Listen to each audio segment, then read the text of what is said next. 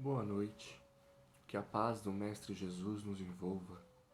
Convido a todos nesse momento a fechar os olhos e se conectarem com toda a equipe espiritual presente em nossas casas.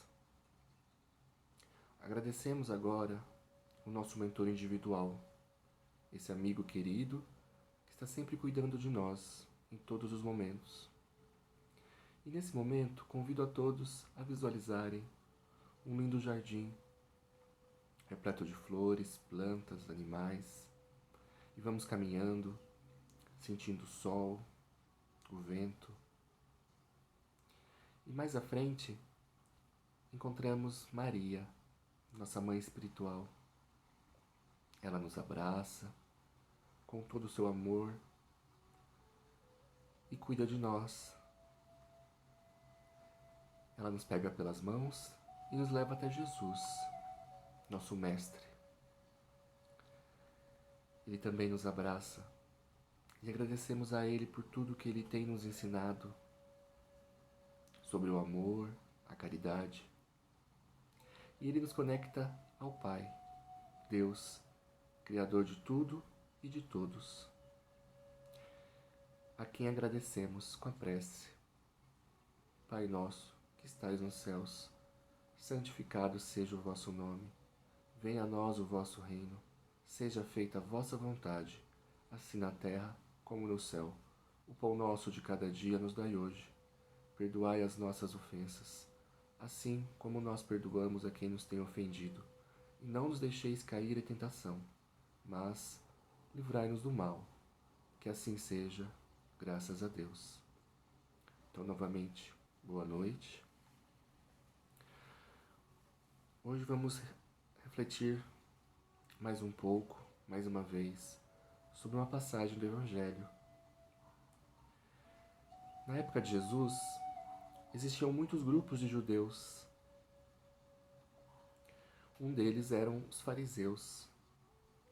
E quando Jesus surgiu, naquela época, ele vinha fazer com que os judeus, com que as pessoas saíssem de suas zonas de conforto, que as pessoas parassem de levar a religião de uma forma e começassem a ver a religião de outra forma, que parassem de ver Deus de uma forma, muitas vezes ainda como um Deus vingativo, para que eles pudessem ver Deus de uma forma amorosa, Deus como um pai.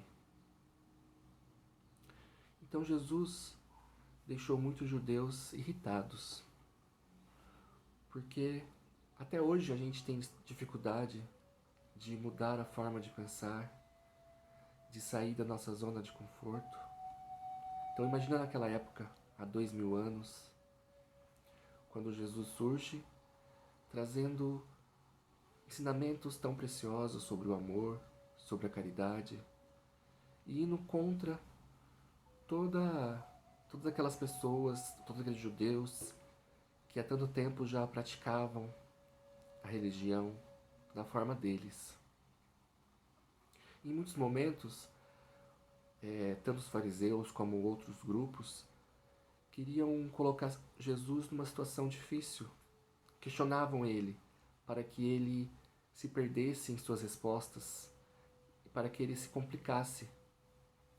Uma dessas vezes foi quando eles perguntaram para ele: Jesus, nós devemos pagar os impostos ao Império Romano? Jesus, sabendo que aquela pergunta era para testá-lo, né? Ele responde: quem está na moeda? O rosto de quem está na moeda? Naquela época eles tinham o rosto de César na moeda. Então eles respondem: César. Jesus então fala: dai a César o que é de César, e a Deus o que é de Deus. Olha como Jesus não respondeu nem sim nem não. Porque se ele respondesse que não deveriam pagar impostos, ele poderia ser preso pelos soldados romanos, porque ele estaria indo contra as leis materiais. Se ele respondesse que deveriam pagar impostos, ele iria estar deixando os judeus furiosos, porque os judeus eram contra os impostos ao Império Romano. Jesus, como esse espírito tão iluminado, tão evoluído, ele sabia disso, sabia que ele não poderia responder diretamente. E por isso ele deixa para nós esse ensinamento. E o que mais a gente pode entender depois de tanto tempo, né? Depois de 2000 anos, o que a gente consegue entender dessa passagem? Como a gente deve fazer uso desse ensinamento hoje em dia?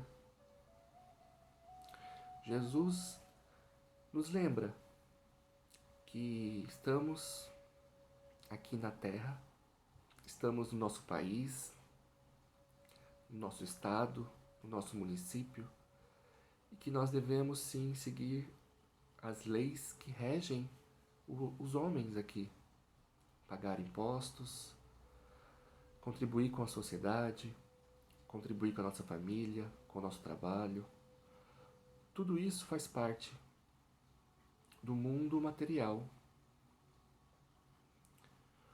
Mas, por outro lado, ele nos lembra que todas essas leis, todas essas regras são passageiras.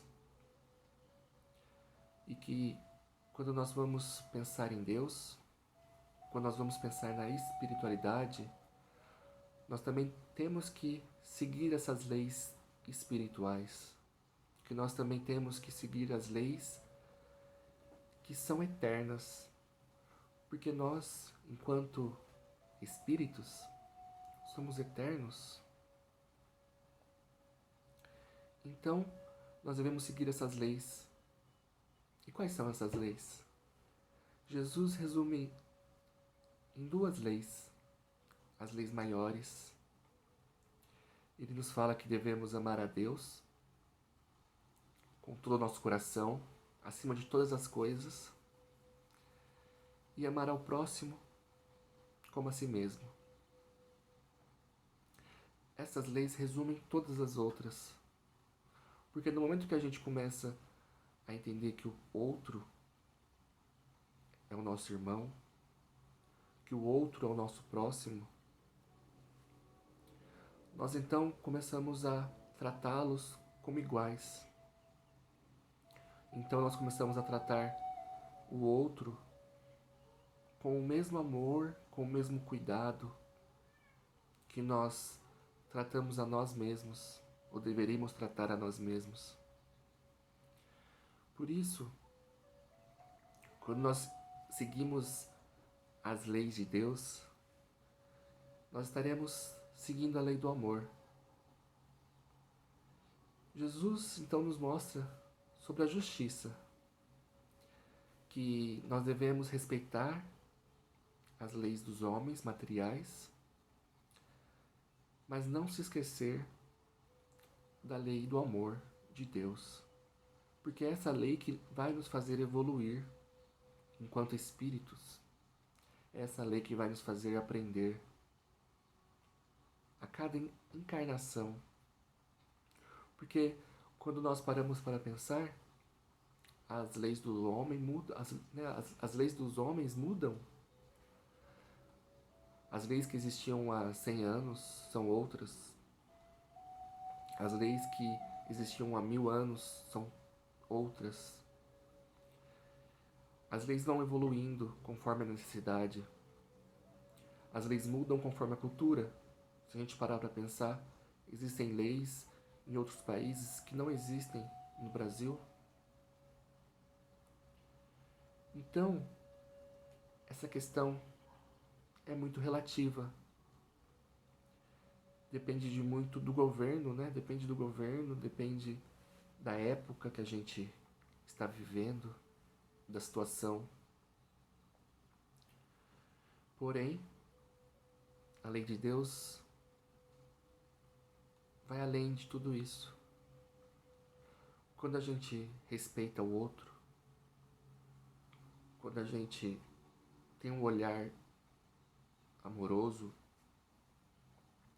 e entende que o outro é o nosso espelho, é o nosso irmão, então a gente começa a praticar a lei do amor. Como a gente pode encontrar o que é sagrado para nós? Existem muitas maneiras, muitas religiões, e atualmente nós entendemos que a religiosidade, a espiritualidade e o sagrado não está em templos, está dentro de nós, da nossa comunhão com Deus, com a nossa comunhão com o sagrado. Nós não podemos, por muitos meses, frequentar as casas espíritas, as igrejas, os templos, os terreiros, mas a espiritualidade está sempre conosco, em nossas casas, no nosso dia a dia. Então, a construção com o sagrado independe de coisas materiais. A relação com o sagrado só depende da gente se conectar, fechar os olhos, fazer uma oração, uma meditação, contemplar a natureza, acender uma vela. Cada religião tem as suas práticas, mas para a gente se conectar a Deus, basta a gente chamá-lo. Basta a gente fazer uma oração. Por isso, a gente tem que ter sempre o equilíbrio. Por isso, a gente não pode se esquecer da espiritualidade. As duas coisas em excesso fazem mal. Se nós queremos viver apenas o material, se a gente quer viver só as leis do homem, a gente pode se perder, a gente pode se revoltar. Mas, se a gente quer viver só as questões espirituais, a gente não vai estar colocando em prática o amor. Porque é muito fácil falar do amor, é muito fácil falar dos ensinamentos de Jesus, mas a gente só coloca em prática quando nós vivenciamos na matéria. E é por isso que estamos aqui. É por isso que estamos encarnados no planeta Terra, para que a gente possa vivenciar e colocar em prática o que a gente aprende com Deus. Então não dá para viver só na matéria. E aí César representa tudo isso. César representa o governo, César representa a matéria, nossas obrigações enquanto cidadão. E não dá para viver só na religiosidade, na espiritualidade. A gente precisa ter tempo para todas as coisas. Porque se a gente só vive na espiritualidade, a gente não coloca em prática. Então, temos que achar um tempo para cuidar da gente, para cuidar do nosso sagrado. O que é sagrado para mim? O que é sagrado para você? Mas também temos que ter nossas obrigações na sociedade. Temos que cumprir nossas obrigações na sociedade. Então Jesus consegue, em uma resposta, nos mostrar que temos que ter o equilíbrio. Temos que dividir nosso tempo. Temos que seguir as regras dos homens, mas sem esquecer que as regras de Deus vão nos levar para a evolução, para o despertar espiritual, o autoconhecimento, vai nos ensinar que somos todos irmãos, filhos do mesmo Pai. E quando a gente entende isso, a gente para de julgar o outro, a gente para de olhar os defeitos do outro, porque a gente não quer que os outros fiquem vendo os nossos defeitos, criticando os nossos defeitos. E por que eu faço isso com o outro? Por que eu perco tanto tempo da minha vida criticando o outro? Não somos todos irmãos? Não somos todos filhos do mesmo Pai? Quando a gente vive em família, nós não perdoamos os nossos irmãos, nós não trabalhamos com amor, com leveza. Então somos todos partes de uma grande família maior. Somos todos partes de uma família muito maior. E Deus é é o nosso Pai. Com muito amor, Ele nos ensina. Nos ensina todos os dias. E assim, que possamos ter esse entendimento. Que possamos ter um tempo para vivenciar na matéria. Que possamos ter um tempo para nos conectar ao que é sagrado para a gente. Para nos conectar a Deus. Que sigamos as leis dos homens, que vão mudar com o tempo, mas que nesse momento são necessárias, e que sigamos as leis de Deus, que não mudam, que nos ensinam a sermos pessoas melhores, que nos ensinam a olhar para o outro como irmão. Então, que a gente comece a dar a César o que é de César, que a gente dê a atenção material que o mundo precisa, mas que a gente também dê a Deus o que é de Deus, que a gente dê a atenção espiritual para as coisas sagradas. E assim a gente, com equilíbrio, vai alcançando os nossos propósitos. Nesse momento, agradeço a todos e convido a fechar os olhos novamente, que possamos nos conectar a Deus e a toda a espiritualidade, que possamos nos lembrar todos os dias que não estamos sozinhos, que estamos aqui para aprender. E assim agradecemos a Jesus por todo o seu ensinamento sobre o amor, que possamos a cada dia mais colocar em prática o amor e a caridade.